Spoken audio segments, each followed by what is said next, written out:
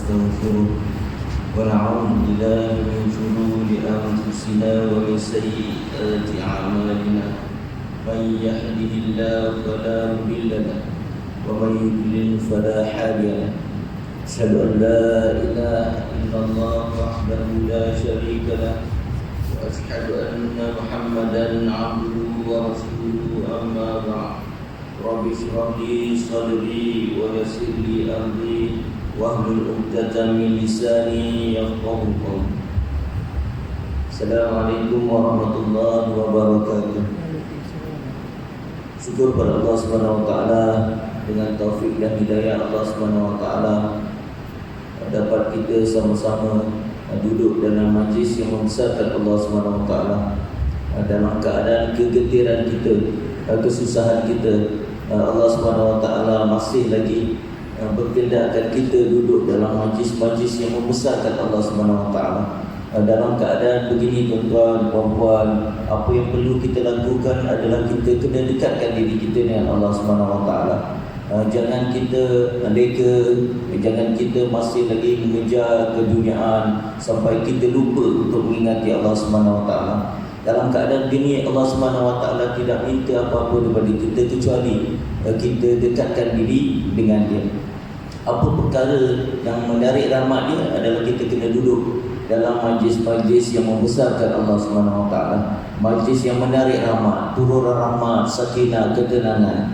Majlis-majlis yang membesarkan Allah Subhanahu wa taala, majlis ilmu, majlis tazkirah. Majlis-majlis begini dapat menarik rahmat Allah Subhanahu wa taala dan dapat meredakan kemarahan Allah Subhanahu wa taala.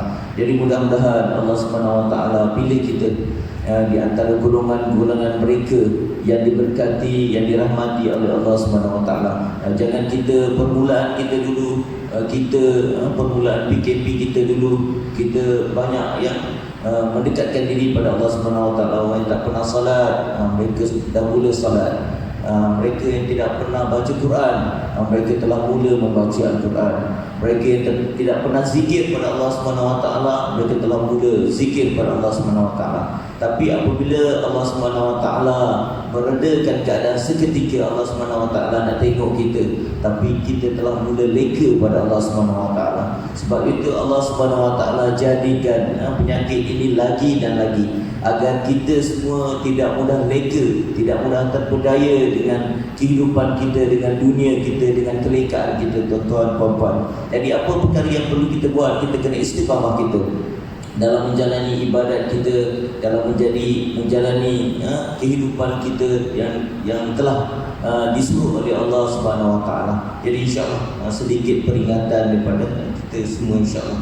Jadi insya-Allah hari ini kita cuba masuk bab wasiat, bab yang sangat penting. Apa dia bab wasiat insya-Allah. Bab wasiat ni bab yang sangat penting sebab orang Islam daripada zaman tok nenek kita ni asyik ingat wasiat aja. Bila kita nak bahagikan harta pusaka kita ingat wasiat saja. Sebenarnya wasiat tu tidak betul. Sebenarnya daripada segi syarak, untuk membahagikan harta pusaka kita bukan cara wasiat sebenarnya. Tapi kita ni daripada zaman tok nenek kita dulu, kita tengok TV pun banyak menipu kita sebenarnya. Sebenarnya tidak ada wasiat kepada waris. Kita tidak boleh bagi wasiat kepada ahli keluarga kita. Kita hari ni dulu, zaman arwah ayah kita dulu, apabila arwah ayah kita ataupun suami kita yang hampir meninggal dunia, mereka ini apabila hendak membagikan harta, mereka berkata bahawa aku wasiatkan, alung anak ayah wasiatkan harta ladang 2 ekar tu di sebelah sungai sana kepada engkau, selepas kematian ayah kau ambil lah. Adakah wasiat ini betul? Adakah wasiat ini sah di sisi Islam? Sebenarnya wasiat ini tidak sah di sisi Islam, tidak sah daripada segi syarak. Kita tidak boleh bahagi pada wasiat kepada ahli waris. Nabi SAW dalam hadis beritahu, Inna Allah qad a'ta kullu zi haqqin haqqa fala wasiyata lil waris, kata Nabi SAW. Allah SWT telah membagikan haknya kepada mereka yang berhak. Dan sesungguhnya tidak ada wasiat kepada waris. Sebenarnya kita tidak boleh bahagikan harta kita kepada waris sebenarnya. Inilah pengertian, inilah sebenarnya wasiat. Jadi insyaAllah saya akan terangkan apakah pengertian wasiat sebenarnya. Wasiat adalah daripada sudut syarak, adalah pengakuan, ikrar dan pesanan yang kita buat semasa kita hidup, dan ia berkuat kuasa apabila kematian kita. Jadi kalau kita nak bagi wasiat, nak bagi harta kita, maka kita perlu buat apa? Buat apa tuan? Kita perlu buat hibah. InsyaAllah bulan akan datang nanti saya akan terangkan apa dia hibah. Jadi wasiat ni tuan-tuan perempuan, pada mula kedatangan Islam, dalam surah Al-Baqarah Allah telah terangkan dalil mengenai wasiat. Dalam surah Al-Baqarah ayat 180 apa ayat ni? Ayat begini ya. Kutiba alaikum idza hadara ahadakumul maut in taraka khairanil wasiyah lil walidaini wal aqrabin bil ma'ruf haqqan 'alal muttaqin. Kamu diwajibkan apabila seseorang dari kamu hampir meninggal dunia, hampir mati, jika dia meninggalkan harta, maka hendaklah dia membuat wasiat untuk ibu bapa dan kaum kerabat dengan cara yang baik, menurut peraturan agama sebagaimana suatu kewajipan atas orang-orang yang bertakwa. Surah Al-Baqarah ayat 180. Dalam ayat ini Allah terangkan bahawa wasiat itu kepada ibu bapa dan kaum kerabat. Dalam permulaan ayat ini menunjukkan bahawa wasiat boleh dibagi, harta boleh dibagi melalui ibu bapa dan kaum kerabat. Tetapi apabila turunnya ayat-ayat mawarid dan surah Al-Quran yang berkaitan dengan mawarid, harta pusaka, walakum nisfu ma taraka azwajukum illam yakul lakum walad. Turunnya ayat-ayat mawarid, lirijali nasibu mimma tarakal walidani wal aqrabuna walin nisa'i nasibu mimma tarakal walidani wal aqrabuna mimma qalla minhu aw kathur nasiban mafruḍa. Apabila turunnya ayat-ayat tentang mawarid, tentang pembahagian harta, yusikumullahu fi auladikum lidzakari mithlu hazzil unthayain, Allah Subhanahu wa taala telah tetapkan pembahagian harta pusaka, di mana satu bahagian anak lelaki menyamai dua bahagian anak perempuan, satu bahagian ibu bapa merupakan 1/6. Ayat-ayat tentang mawarid ni, maka dengan sendirinya ayat-ayat yang surah Al-Baqarah tadi, wasiat kepada ibu bapa, kaum kerabat adalah terbatal, telah dihapuskan. Jadi kita kena faham. Sebab itu bila kita nak bagi harta pusaka, maka kita tidak boleh wasiat. Tidak boleh wasiat. Jadi orang telah tanya saya, Ustaz, kalau saya ada harta 3 juta, jadi saya nak bagi anak saya ada 3 orang.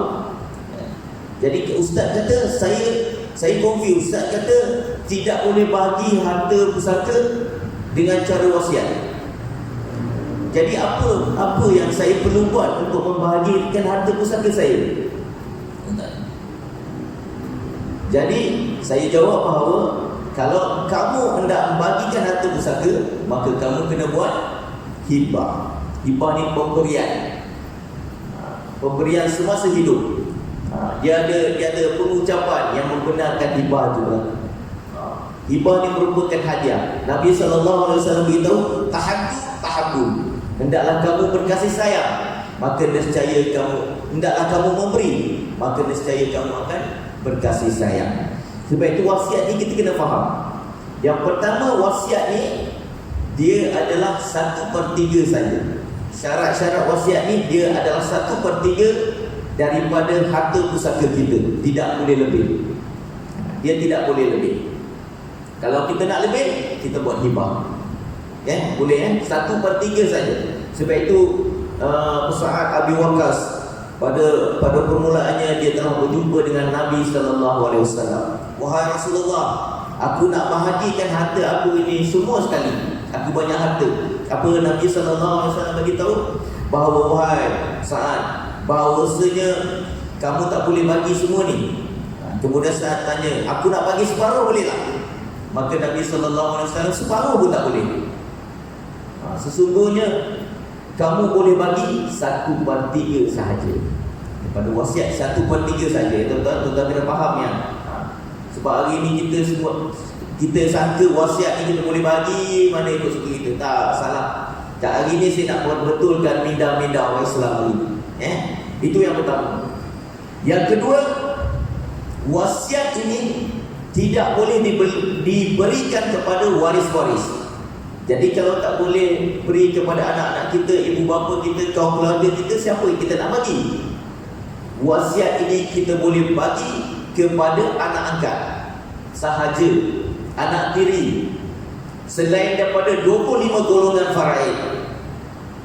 Nantilah kita masuk apakah golongan-golongan faraid itu. Ada 25 golongan faraid yang berhak atas harta pusaka itu. Jadi selain daripada 25 orang ni, maka kita boleh bagi wasiat ni kepada mereka. Boleh Boleh faham Jadi harta pusaka kita ni, contohnya begini. Orang tanya saya, Abi Ustaz, dulu mak ayah saya semua buat wasiat. Betul tak? Kita dulu kan, mana tahu hibah. Kita nak bagi harta, kita buat wasiat. Sebenarnya kita sendiri kita tak faham dulu. Betul tak? Kita tak faham. Sebenarnya wasiat itu tak sah pun. Sebab kita tak faham. Okey, apa nak menjadikan wasiat itu sah? Macam mana Ustaz kalau wasiat nak jadikan wasiat itu sah? Dia contohnya begini Katakanlah bila masa hidup arwah ayah sebelum kematian, dia dah tahu dia orang yang nak meninggal ni, dia sedikit dia akan rasa kematian. Jadi ayah akan panggil semua anak-anak. Katakanlah ada 6 orang anak. Ada satu orang dia hampir meninggal, kemudian dia kata, okey, Alung anak yang Alung kakak yang tua, beritahu kau panggil adik-adik kau balik. Hari Minggu ni ayah nak jumpa. Maka Kak Long telefon anak daripada Perlis, daripada Singapura, daripada Johor, semua nak jauh-jauh balik. Semua kelang kabut. Apa hal ayah ni? Jadi semua datang. So malam tu ayah cerita satu-satu. Sebelum ayah meninggal, ayah nak bagi rumah ni kepada engkau sebagai pusaka. Dan si Angah, ayah nak bagi 2 ekar tanah di belakang sungai sana. Si Alang, ayah nak bagi ada 3 ekar kebun durian dekat belakang Bendang sana. Si anak yang dua yang adik ni, ayah nak bagi kau kereta Estima, contoh Estima pada kau. Jadi apa yang mereka buat, bila dia mention selepas kematian, maka itu merupakan wasiat. Jadi semua dah setuju, kata okey saya setuju, semua dah setuju. Kemudian apabila meninggal ayah, adakah wasiat itu sah? Tuan-tuan, sah tak wasiat yang tadi? Jawab tak? Sah. Sebenarnya wasiat itu tidak sah. Jadi macam mana nak menjadikan wasiat itu sah? Apa Ustaz ni betul tak betul? Kejap sah, kejap tak sah. Tuan-tuan, begini. Apabila arwah meninggal, arwah suami meninggal, dan dia meninggalkan seorang isteri dan ada 5 orang anak, 3 perempuan, 2 lelaki. Lagi siapa waris dia lagi? Selain daripada anak-anak dia, siapa? Cerita sikit Pak Farid dah. Lain kali kita sentuh, saya ceritakan sedikit Pak Farid. Siapa lagi waris dia? Ya. Okey, bagus tuan. Mak, ayah, si arwah, itu waris dia. Tuan-tuan kena faham, mereka juga berhak ke atas harta pusaka. Sebab hari ini orang Islam banyak yang memakan harta yang batil. Sebab kita tak tahu pembahagian itu sebenarnya ada milik mak mertua kita, bapa mertua kita, di mana arwah punya mak ayah. Jadi apa yang mereka buat? Mereka berbincang bukan kepada anak beranak saja, bukannya adik-beradik saja. Sebab waris mereka siapa? Nenek mereka pun ada waris mereka. Isteri si arwah, bapa, mak bapa si arwah pun ada bersama masa pemuafakan tu, masa berbincang tu. Okey, sekarang mereka berbincang. Si anak beritahu, katakanlah si Kat Long ni, dia beritahu, dia beritahu atuk dia lah kan, dia bapa si arwah ni, dia panggil datuk. Atuk, hari tu ayah dah meninggal, ayah dia buat wasiat, dia bagi sekian. Tetapi tak ada hitam putih lah, dia cakap mulut je. Tuan, cakap mulut ni merupakan satu yang sangat bahaya. Elok buat dokumen. Itu nanti saya akan ceritakan. Sekarang ni dia cakap mulut saja. Dia cerita. Tiba-tiba nenek kata, yang si datuk kata, aku tak setuju. So boleh tak dia menentang wasiat tu? Kenapa boleh tuan? Satu, sebab tak ada dokumen tu. Satu, itu sikit je lah. Sebab wasiat yang dibuat semasa hidup itu tak sah. Faham tak? Wasiat yang dibuat semasa hidup tidak sah. Jadi sebagai datuk, dia berhak, kalau masuk mahkamah pun, si datuk dia berhak untuk tentang wasiat tu. Sebab wasiat kepada waris tidak sah.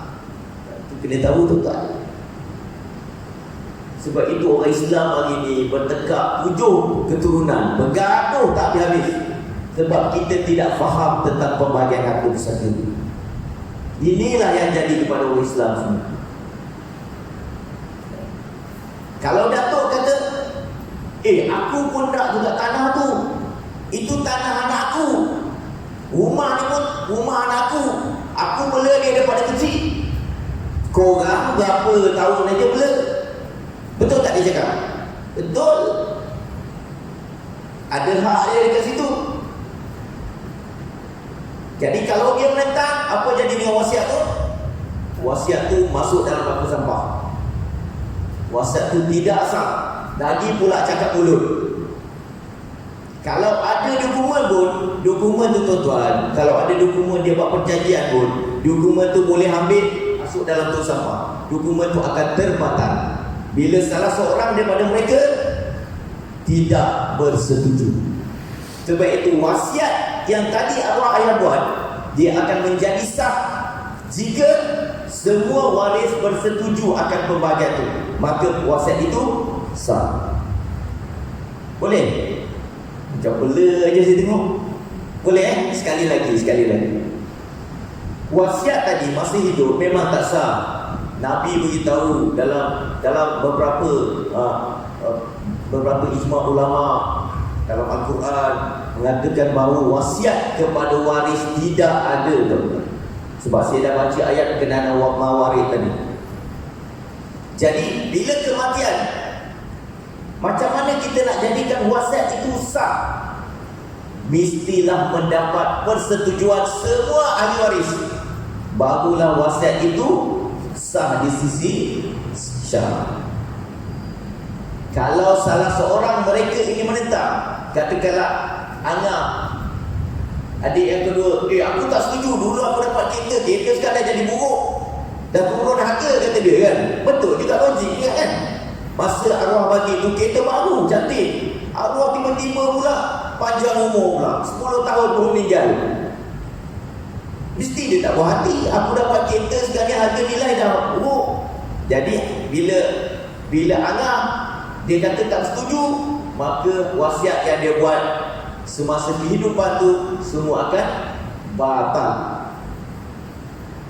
Wasiat itu cuma akan sah jika semuanya bersetuju akan pembahagian tu, maka wasiat tu valid, sah.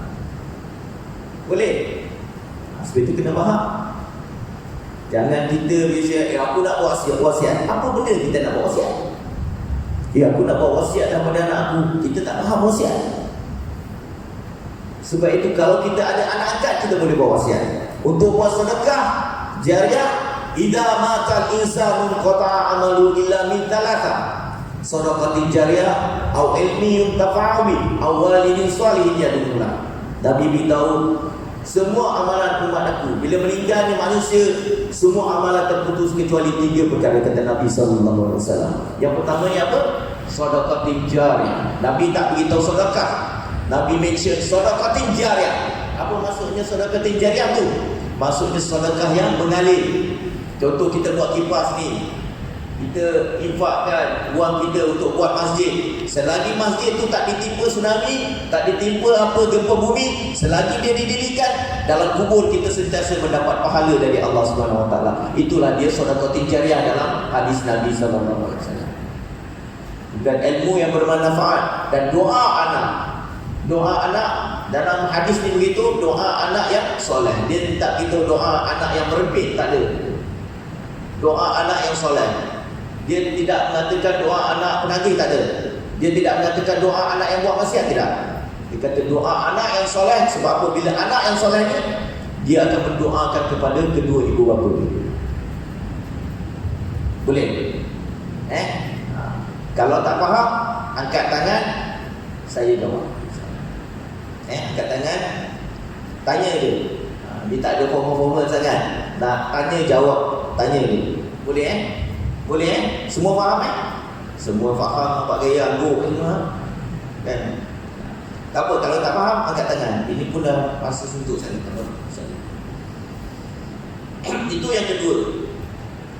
Ada beberapa ayat lagi. Kalau kita dalam ayat ini mengatakan bahawa tidak boleh wasiat kepada benda yang haram. Katakanlah ayah kata, ayah nak buat itulah, nak buat satu kilang nombor ekor contoh. Ayah wasiat, Man, kata, Man, kau guna duit ni besok, bila ayah meninggal kau guna duit ni, kau buat satu kilang arak contoh. Itu tak boleh. Wasiat itu haram, tidak boleh terpakai. Wasiat supaya anak tak dapat, maksudnya begini, wasiat mengatakan aku tak sukalah anak yang nombor 1 ni, itu tak boleh. Sebab ada unsur-unsur yang tidak baik di situ. Unsur-unsur yang boleh membuatkan kebaikan, tidak ada kebaikan di situ. Boleh insya-Allah. Sebab itu dalam Al-Quran Allah cerita berkenaan wasiat tentang ada 4 ayat yang menceritakan tentang pentingnya wasiat. Hadis Nabi beritahu jangan kau tidur kecuali kau melakukan wasiat. Wasiat itu penting. Tetapi orang Islam tak faham apa itu wasiat. Min ba'di wasiyati yusi biha aw dain. Min ba'di wasiyati yusina biha aw dain. Dia ada 4 ayat. Allah ceritakan tentang pembahagian wasiat setelah pembagian harta pusaka, setelah diselesaikan wasiat dan hutang-hutang. Sebab itu bila wasiat dia telah terkeluar daripada harta pusaka, kan bulan lepas saya ada ceritakan wasiat ni tidak ada lagi. Bila wasiat maksudnya dia telah terkeluar daripada harta pusaka. Sama juga hibah. Contohnya rumah kita, kes arwah abah mari tugas, saya selalu ceritakan, kesian. Saya tak nak blame siapa, saya tak nak salahkan si Ali ke, si isteri ke, si mak. Saya tak nak salahkan mereka semua. Masing-masing ada kesilapan. Sebenarnya kes mereka ni kecil sangat, senang aja nak settle, tetapi kita tidak faham. Kita tidak faham tentang pembahagian. Sebab kita tidak buat perancangan. Macam rumah kita, saya beritahu itu, kita beranggapan bila aku meninggal maka rumah itu akan menjadi milik mutlak isteri. Betul ke? Nama rumah aku ni atas nama aku. Tetapi jangan risaulah link yang tu kan. Link yang jangan risaulah. Okey je. Bila I meninggal besok, you ambil lah rumah. Boleh kita yakin kita bagi rumah kita dekat isteri kita? Boleh kan? Boleh. Kalau kita yakin rumah tu akan masuk ke rumah isteri kita, maka si arwah tadi dia tidak akan jadi huru-hara macam sekarang. Apa kita nak make sure rumah ini menjadi milik isteri kita bila kematian kita? Buat apa? Buat hibah.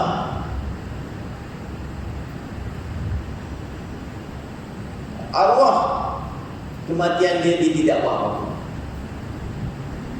Rumah itu menjadi milik siapa? Milik siapa tuan?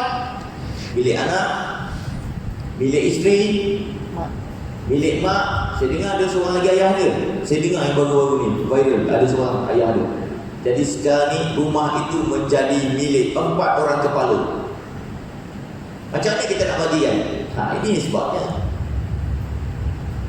Inilah sebabnya orang Islam ni beranggapan tak apalah. Satu lagi mereka beranggapan tak apalah, aku meninggal besok waris-waris dia orang pandai lah bagi-bagikan. Tuan tahu tak, anak-anak kita faham tak pembahagian ni? Kita beranggapan macam itu je.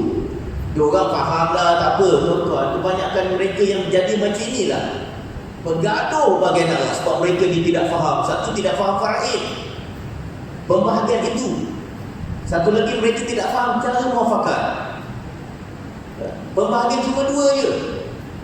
Apa dia? Pembahagian secara faraid, dan yang kedua dipanggil al-takarus, pembahagian sama rata. Ataupun pembahagian kalau nak bagi faraid separuh, sama rata separuh pun boleh. Campur-campur tak boleh, macam edisi boleh juga. Sebenarnya semua pembahagian ini adalah ilmu faraid. Sebab kita tak faham ilmu muafakat ni, pembahagian sama rata ni kau tak ikut faraid, sebenarnya itu salah. Pembahagian sama rata pun adalah ilmu faraid juga. Tapi kita ni tak faham. Bila faraid je kau, tapi kau tak faham apa faraid. Tak, aku tak tahu, aku dengar nak cakap dia faraid. Oh, ini dapat 1/6. Kau tahu tak macam mana dapat 1/6? Kita pun tak faham. Macam mana kita boleh expect anak kita akan faham pembahagian itu sedangkan kita sendiri tak faham? Macam mana kita nak ajar anak kita sedangkan kita sendiri pun tak faham? Padahal mudah aja pembahagian itu tuan-tuan. Kalau tuan-tuan pada umur insya-Allah saya akan terangkan lagi satu lah. Selepas hibah nanti saya akan terangkan basic berkenaan dengan pembahagian. Wali abawaihi likuli wahidin minhum masulusu mimma taraka in kana lahu walad. Pembahagian mak ayah adalah 1/6. Kedua mereka. Mudah aja tuan, tapi kita ni tak faham. Itu kata ya Allah susahnya faraid. Tak ada susah. Zalimnya tuan-tuan. Bila kita kata zalimnya hukum faraid, apa berdosa kita? Bila kita kata zalimnya faraid ni lelaki yang dapat semua, berdosa hukum. Sebab ini hukum Allah. Fariidatan minallah, hududullah, nasiban mafruḍah. Ini ayat-ayat berkenaan dengan hak bersatu. Itu kita kena faham. Ada pembahagian-pembahagian dalam kitab. Saya gunakan kitab Mata Al-Badran karangan Syekh Muhammad Ismail Daud Fatani. Sebenarnya panjang lagi, saya tak sempat ni. InsyaAllah dia ada pengucapan yang menyebabkan wasiat dikisar. Bila dia sebut, tak kira dia sebut aku nak bagi rumah ni, bila dia sebut selepas mati, maka itu adalah wasiat. Sebab itu kita kena faham. Jangan kita membongakkan oleh TV pun tak faham sebenarnya. Mereka nak buat cerita drama, nak buat filem, mereka tak refer kepada orang agama. Ini masalah dia. Nak buat wasiat, aku bagi wasiat, nak ambil lah. Mana boleh wasiat macam itu? Tidak sah. Sebab kita tak faham. Nak buat drama, nak buat TV, kau tak refer dekat orang-orang yang ada agama, ilmu tentang faraid, tentang pembagian harta pusaka. Inilah yang silapnya. Sudahnya kita bila dapat wasiat, kita kena buat ikut wasiat ayah ni. Tak dapat, tidak kena buat juga ni. Ini arwah ayah dah bagi hari itu masih hidup. Inilah kita begitu terlampau strict sangat wasiat ayah kita. Tentang bila bawa ke mahkamah tuan-tuan, kalau adik-beradik tak bersetuju tuan-tuan, dia boleh tentang dengan senang saja. Sebab wasiat ini tidak sah. Kita kena faham. Ini kita tak nak faham pembahagian itu. Inilah masalah dia. Boleh faham ya? Sedikit. Ada soalan setakat ni? Sebenarnya belum start lagi ni. Ada sikit-sikit je. Ini pun belum apa dia wasiat anak dalam perut pun ada. Ada soalan setakat ni? Semua ni hebat semua ni. Ini pakar wasiat semua ni tuan-tuan. Semua faham Alhamdulillah, syukur. Seronok saya semuanya jadi faham. Jadi kalau ada pertelingkahan tentang wasiat, tak ada masalah, tuan-tuan dah faham Tak ada soalan Tak ada. Tak ada, senang lagi kerja hari ni kan. Cuba boleh sambung sikit lagi. Buat apa siap? Dia akan bunyi kan? Dah masuk dah pun. Tak apalah, insyaAllah kita sambung lagi. Ini kali kita sambung lagi insyaAllah. Sebenarnya singkat sangat bagi saya kan, singkat sangat. Tapi tak apalah, kita sambung sikit-sikit. Kita sambung lagi apa dia wasiat, bagaimana lafaz wasiat itu. InsyaAllah kita sambung bulan depan insyaAllah.